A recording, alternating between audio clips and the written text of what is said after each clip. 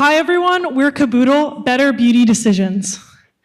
Buying beauty products is really overwhelming. Whenever I go into Sephora to buy my next few products every couple weeks, I'm really overwhelmed by the hundreds of options. When I'm scrolling on TikTok, it feels like everything's too sponsored, and I just don't trust Sephora reviews.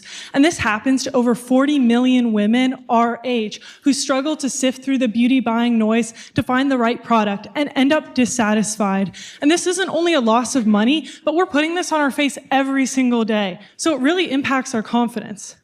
So that's why we built the Caboodl app. For women ages 16 to 35, they get on the app, rate their favorite products against each other, connect with people they trust, like their best friends and favorite influencers, and receive AI-driven recommendations based on our Caboodl model.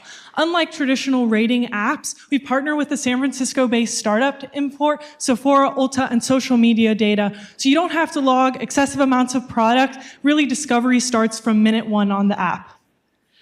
To validate this problem, we spoke to over 150 consumers. But we wondered, is this happening on the brand side as well? And it is. We spoke to over 30 plus brands and put together an advisory board of industry experts, and we realized the brands are doing the same thing. They're scrolling through TikTok and making guesses about their products. Therefore, their customer acquisition costs are 2 to 3 times higher than other consumer packaged goods. And they're spending thousands of dollars to make up for this on ineffective point of sales data and product testing. And really all they want is just to understand the heart and mind of their customer. So this is where Caboodl makes money. We're partnering with brands to give them the valuable data and connection with customers that only the Caboodl app can offer. That's why in the $650 billion industry, we're first starting with those small to medium-sized beauty brands that spend up to 40% of their revenue on marketing. And this leaves Caboodl to capture up to $200 million in ARR. We start with affiliate links in the app to monetize on our users' purchases. And from there, brands can access that unique market, customer, and competitor data that they've expressed to us is so important to make beauty decisions. And they can also promote their products in-app to users that we've identified are highly likely to buy. We have a 3-part pricing model that's flexible for brands with different sizes and needs. The best recommendations come from knowing what you like, what you dislike, and what you would actually buy. But today's apps, social media, retailers, and generative AI don't capture that, and they can't deliver truly personal beauty advice.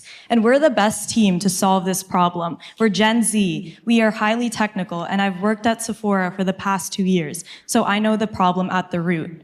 We're part of a CMU accelerator, we have an ongoing beta test, and Caboodl plans to launch with sororities and then scale to brands. The future of beauty is personal. Thank you.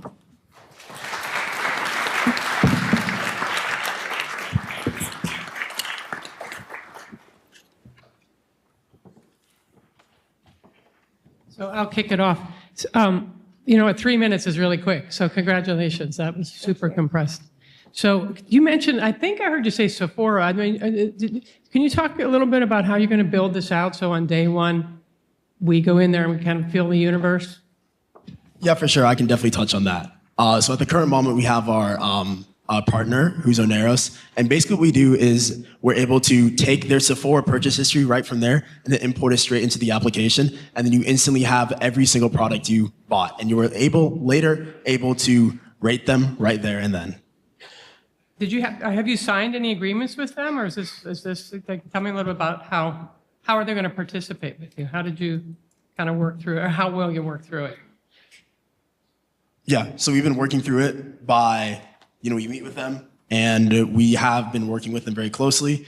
We're not there yet to signing a proper agreement with them, but we're right now more in the experimentation phase with them, and also helping them. They're helping us with our beta tests.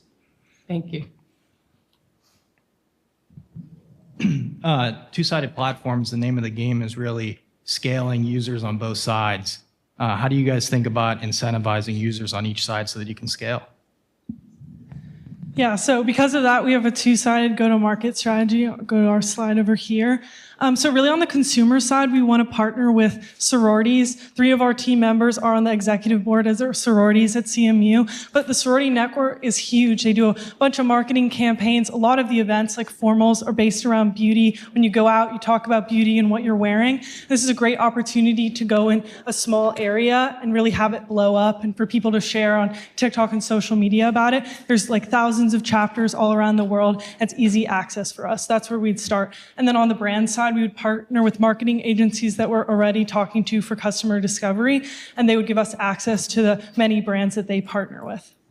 Thank you. You mentioned TikTok and how it feels over-sponsored. How do you plan to maintain the trust of the consumers and not be just another brand spray and pray platform?